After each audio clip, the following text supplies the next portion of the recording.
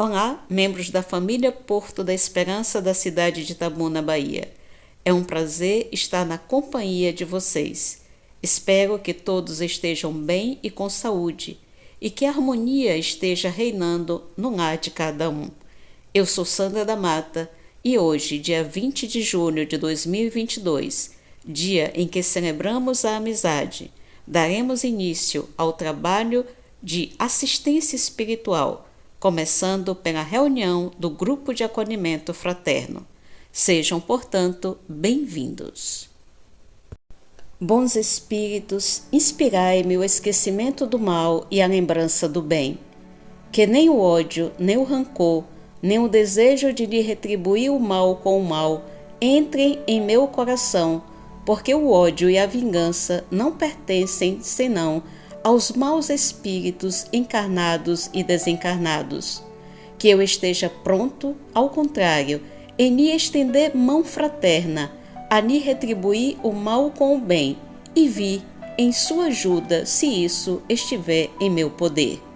Trecho da prece intitulada Por nossos inimigos e pelos que nos querem mal, que está no capítulo 28 do Evangelho segundo o Espiritismo, intitulado Coletânea de Preces Espíritas. Audiodescrição da capa de abertura do episódio de número 23, intitulado Desfosso, que está escrito assim: D-E-S-F-O-R C cedilha O. O cenário apresentado é um tanto sombrio. Por isso mesmo, as cores predominantes são cinza e marrom. Nele aparece apenas um caminho feito de pedras grandes, que não leva a lugar algum. O numeral do episódio está escrito com uma fonte grande em relação à utilizada no título, e encontra-se abaixo do meio da página à esquerda de quem o observa. O numeral 2, que compõe o número relativo ao episódio 23, encontra-se em cima das pedras. Quanto ao título do episódio, este localiza-se no rodapé da capa à esquerda do leitor. Dando prosseguimento ao estudo do livro de bolso intitulado Episódios Diários, psicografado pelo médium Divaldo Pereira Franco, pelo espírito Joana de Ângeles, o episódio de hoje é o de número 23, intitulado Desfosso. Segue a leitura. Fere profundamente o sentimento e a razão a injustiça. Magoa, sem dúvida, a agressão injustificável. A rede das maldades, quando envolve alguém, asfixia-o e aflige-o. São muitos os fatores e acontecimentos que surgem à frente, obstacularizando a tua marcha. Não os deplores, nem os revides, deixando-te empolgar pelo anseio do desfosso. Os outros, os infelicitadores, já são infelizes sem que lhes aumentes a carga de desar com os revides e a vingança, tão covardes e insensatos quanto as más ações danosas. Certamente não mereces muitas dessas dores, pelo menos na atual conjuntura e na forma como te alcançam.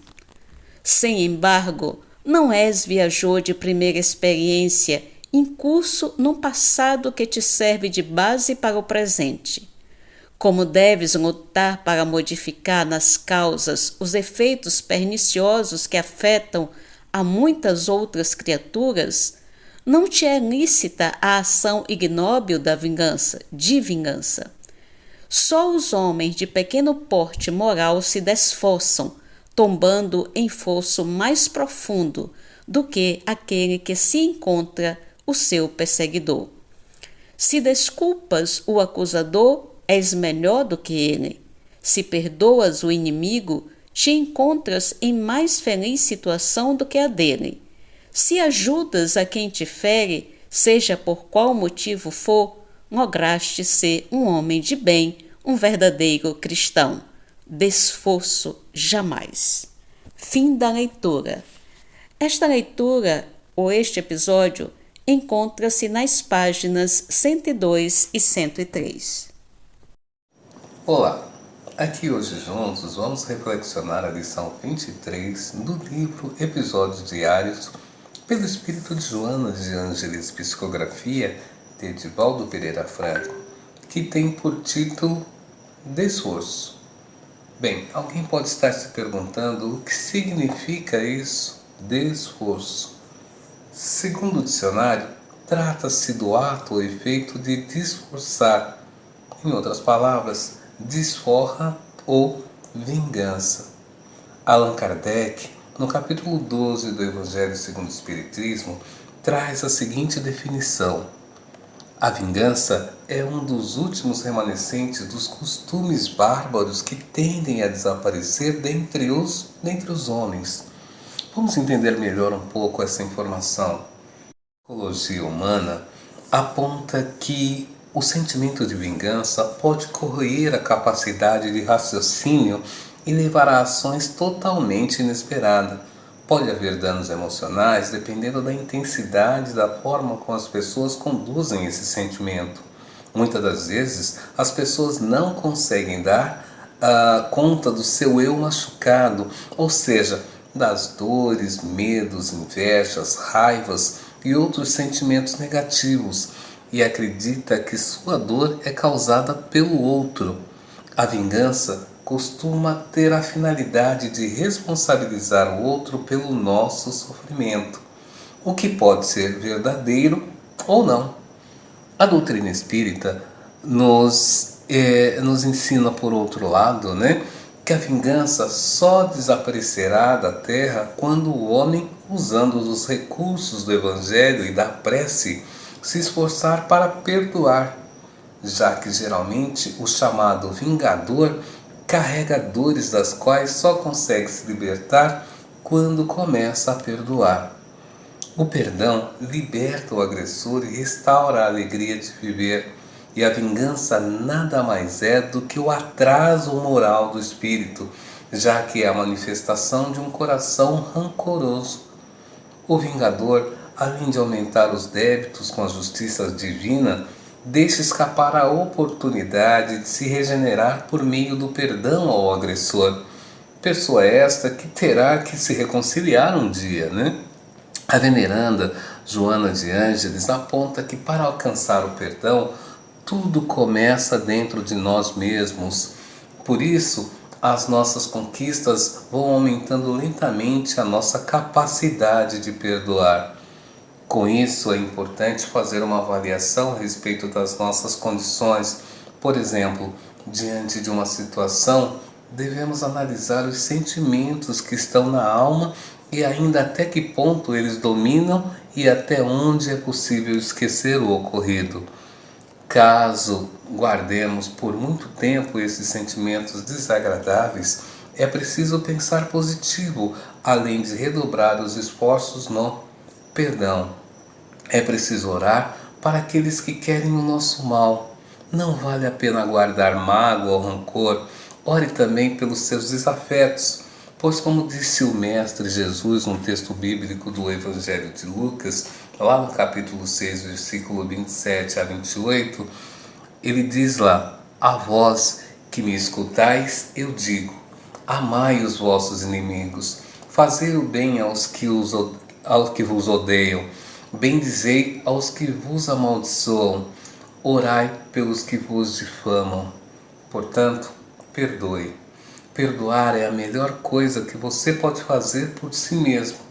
Por mais que você tenha sido machucado e por pior que tenha sido essa decepção, o perdão pode te libertar do rancor e da amargura.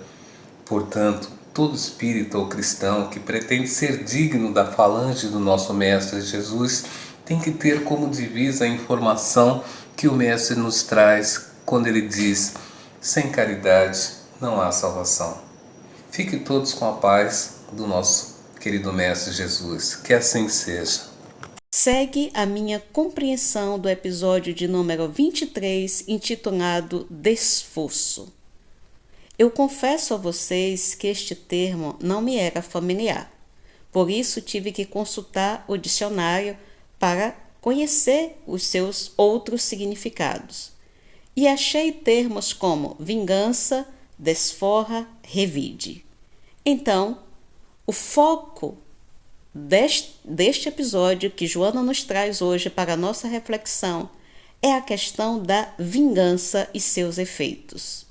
Então, Joana começa a discorrer o episódio argumentando que são muitos os obstáculos que encontramos no caminhar existencial, que são próprios da destinação do planeta que habitamos. E que muitos desses obstáculos aparecem recheados de maldades, que são lançadas a outras pessoas por seres infelizes, covardes e insensatos que não medem as consequências dos seus próprios atos danosos. Como em todos nós, existem resquícios do primarismo. Quando somos atingidos injustamente, quando somos caluniados, mesmo fazendo bem, o nosso primeiro pensamento é tentar o revide, é buscarmos a melhor forma de nos vingarmos, como uma forma de mostrar mais para os outros do que para nós mesmos, de que não somos bobos e que devemos defender a qualquer preço a nossa honra, porque isso é lícito. Então, no capítulo 12 do Evangelho segundo o Espiritismo, que tem como título Amai os vossos inimigos, no item 4, diz: essa máxima, amar os inimigos, chega a ser um absurdo para aquele que é incrédulo, porque ele acha que a vida presente é tudo e que, portanto, eliminando o inimigo, estará eliminando o ser nocivo que lhe perturba. E que, para o espírita, amar o inimigo é algo diferente. Por quê? Porque ele considera o passado e o futuro, entre os quais a vida presente não é senão um ponto.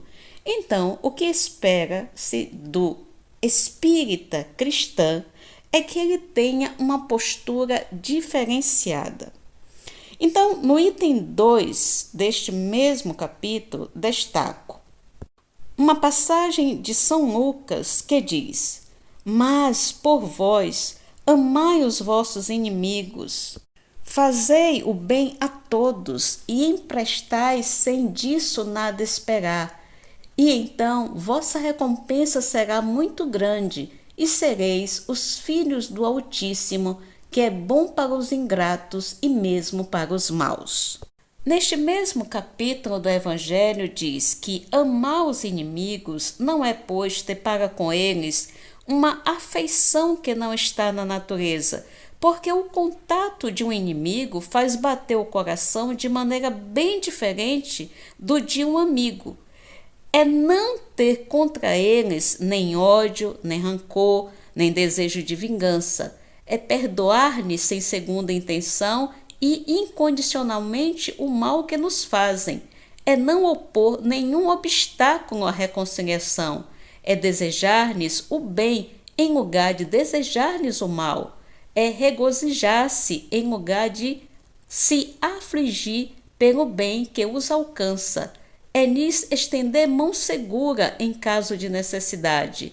É abster-se em palavras e em ações de tudo que possa prejudicá-los. Enfim, é lhes retribuir em tudo o mal com o bem, sem intenção de os humilhar. Quem quer que faça isso, cumpre as condições do mandamento: amai os vossos inimigos. É importante salientar ainda que no Evangelho tem uma passagem que diz que Jesus não interditou a defesa, mas ele condenou a vingança. Sendo assim, Joana de Ângeles nos aconselha a abandonarmos esse sentimento, porque ele é próprio de espíritos primitivos, encarnados e desencarnados e que têm baixa moral e procurarmos atuar nas causas. O que isso significa? É que devemos oferecer ao inimigo a outra face, procurando outras formas mais elevadas de nos defender do que aquela praticada pelo ofensor. Ou melhor dizendo, ela nos aconselha a não nos igualarmos ao ofensor e diz mais que não pratiquemos ações danosas muito maior do que eles praticaram. Então, não deixar que esse sentimento de vingança seja um ácido que corrói as nossas entranhas, atingindo e destruindo a nós mesmos e as outras pessoas que nada têm a ver com a situação. É por isso que Joana fecha a lição dizendo: vingança jamais, porque isso entrava o seu progresso evolutivo. Um abraço a todos e muito obrigada por me permitir compartilhar essas minhas ponderações com vocês. Aqui chegamos ao final da primeira parte das nossas atividades. Convido a todos para que continuem conosco, porque os trabalhos de assistência espiritual permanecem e necessitamos da ajuda de todos vocês com as vibrações positivas. Muito obrigada. Queridos irmãos, muita paz. Hoje nos cabe falar sobre o livro Caminho, Verdade e Vida, de Emmanuel, a lição 34, Comer e Beber. E essa é uma parte da parábola da porta estreita, e na qual nós vamos ver no capítulo 18 do Evangelho segundo o Espiritismo, nos itens 3, 4 e 5, onde Kardec aborda essa passagem que Emmanuel faz uso para essa mensagem de hoje, que se intitula Comer e Beber. Então começareis a dizer: temos comido e bebido na tua presença, e tens ensinado e nas nossas ruas. Jesus, Lucas 13, 26. É o versículo que Emmanuel usa para falar nessa mensagem. Então, nós temos que sabemos que justamente a porta estreita é o que nos mostra o final de uma existência, de um ciclo nosso aqui na Terra, não é? Uma reencarnação. E quando aqueles filhos ingratos batem à porta do Pai para se justificar, que comeram, beberam e ouviram os ensinamentos nas ruas, e por isso eles gostariam de transpor a porta que estava sendo fechada para eles, ou seja, o encerrar de uma existência em que não aproveitaram, que perderam as oportunidades que lhes foram dadas do ensejo de conhecer a mensagem de Jesus, de haver vivido e convivido com essa mensagem, porém, sem na realidade conviver com ela.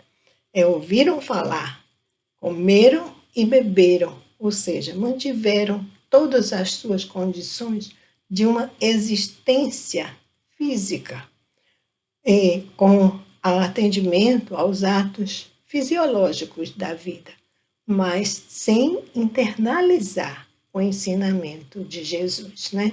Eles tiveram conhecimento do Evangelho, passaram pela mensagem de Jesus, mas não internalizaram, não a viveram na íntegra como deveria ter sido. Então, Emmanuel fala aqui que o quadro reflete a situação dos religiosos de todos os matizes, que apenas falaram em demasia, reportando-se ao nome de Jesus. Olha só, religiosos de todos os matizes. Então, lá estamos nós inseridos nesse contexto, nós os espíritas. Então, são os religiosos de todas as condições que apenas ouviram a mensagem de Jesus, se entusiasmaram até com ela, mas não a vivenciaram.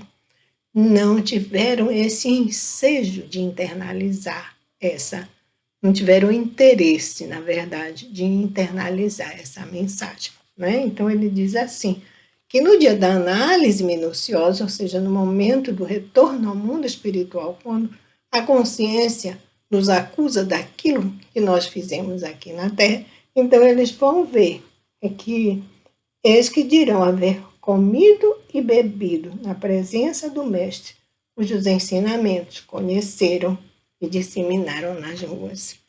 Aí ele diz assim, Emmanuel diz, comeram e beberam apenas, aproveitaram-se dos recursos egoisticamente, comeram e acreditaram com a fé intelectual, ou seja, os ensinamentos de Jesus estão sendo dados a nós num momento de fraternidade, de convivência.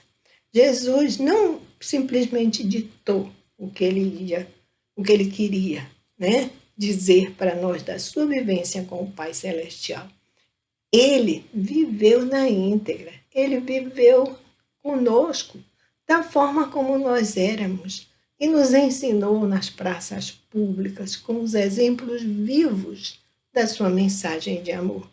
Ele foi aquele que teve uma vida que pautou outras vidas e que modificou muitas vidas. Então, a gente vai ver o quanto isso para nós é importante e como religiosos que nós somos.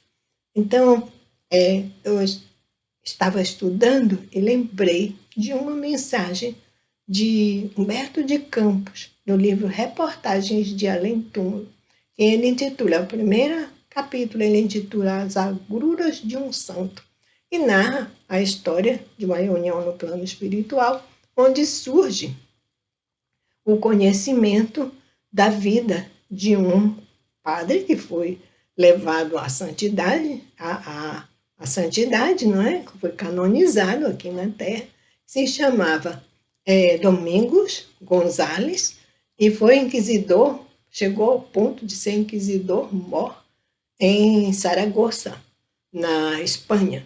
E aí ele começou como sacerdote, mas com uma influência muito grande, ele era muito inteligente, falava muito bem, convencia facilmente as pessoas. Para os inferiores, ele tinha um verbo super eloquente que convencia facilmente, e para os superiores ele demonstrava uma humildade que, na verdade, ele não tinha.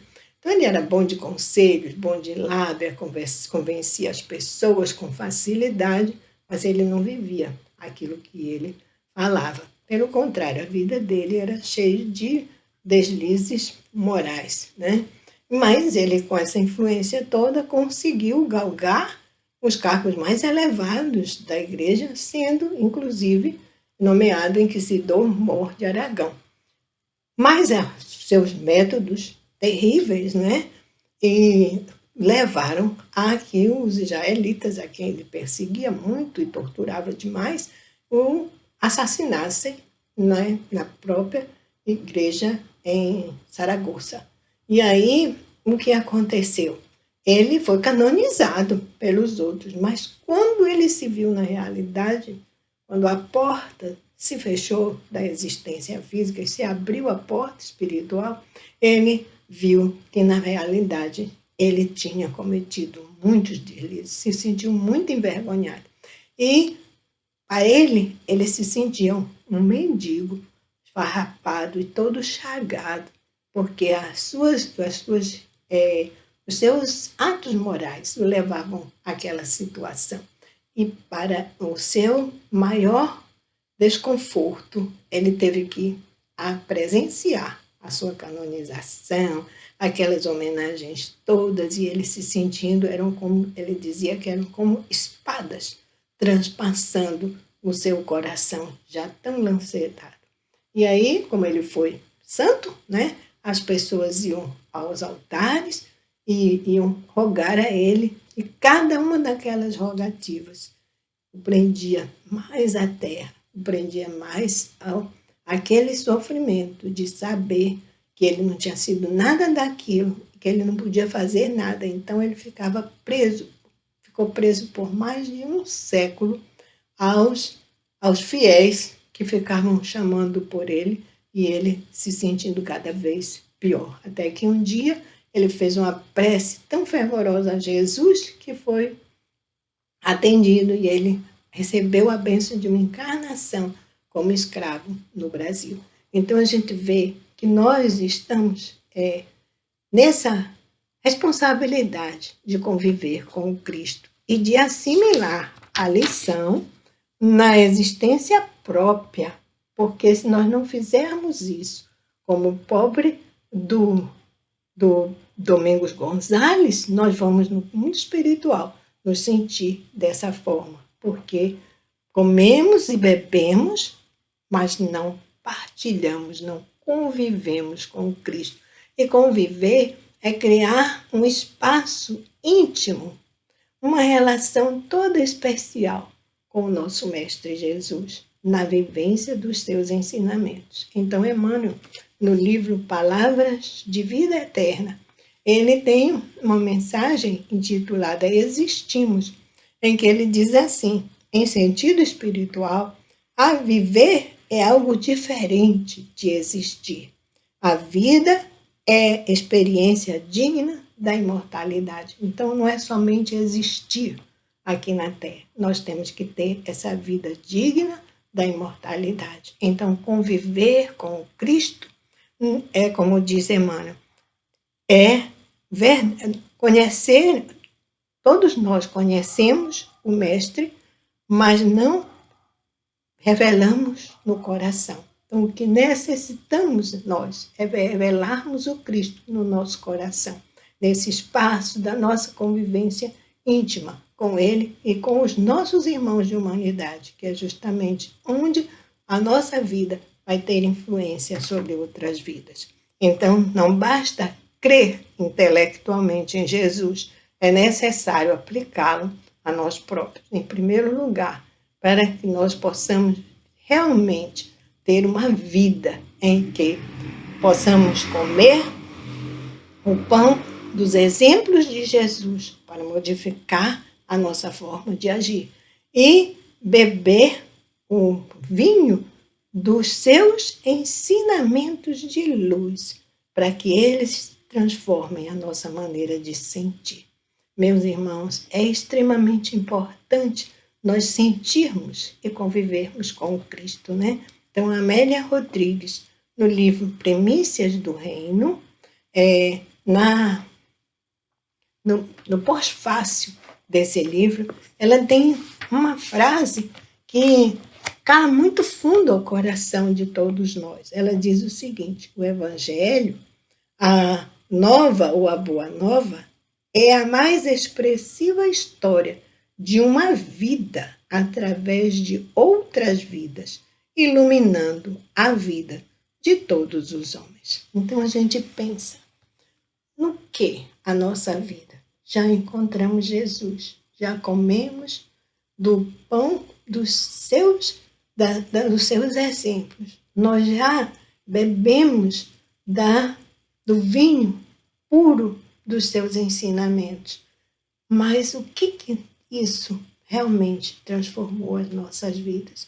Como foi que nós conseguimos vivenciar esses ensinamentos? Como nós estamos vivenciando os ensinamentos de Jesus? Como a nossa vida se entrelaça com a vida do nosso Mestre Jesus, para refletirmos em nós os seus ensinamentos, e não apenas repetirmos as palavras belas que outros conquistaram através dos seus ensinamentos e que a gente só faz repetir como se nós fôssemos uma repetidora e não, na verdade, uma transmissora. Então, o que nós precisamos ser é transmissores dos exemplos de Jesus, com uma vida que a gente possa dizer que vivemos para a imortalidade. Então, viver verdadeiramente é estar com Jesus, é entrelaçar a nossa vida com a vida de Jesus. E eu pergunto a mim mesmo, como é que a minha vida está se entrelaçando com a vida de Jesus? Como é que a minha vida está se entrelaçando com outras vidas? É uma questão que todos nós devemos pensar.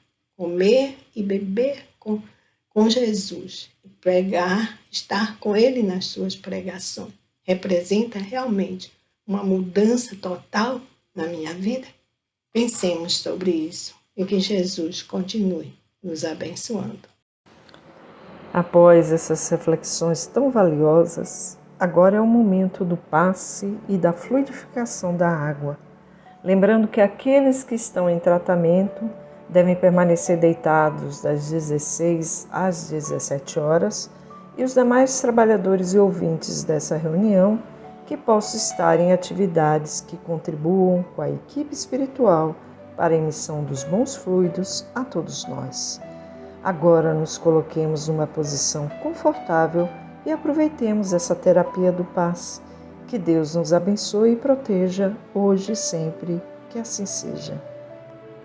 Vamos iniciar o passe com a certeza que a equipe espiritual dessa casa de oração, comandada pelo Mestre Jesus, está a postos para fornecer, para repassar energias benfazejas e revigorantes para o fortalecimento e equilíbrio do espírito.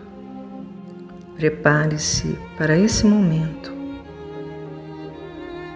Acomode-se numa posição confortável. Feche os olhos.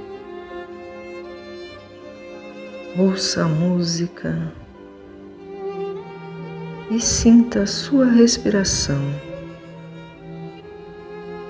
Inspire, retenha, expire. Inspire, retenha, expire. Mantenha esse ritmo de respiração até o final desse momento. Visualize agora a equipe espiritual aplicando o passe dispersivo para remover as energias deletérias, as emoções negativas que congestionam o fluxo de luz que passa através dos chakras espirituais.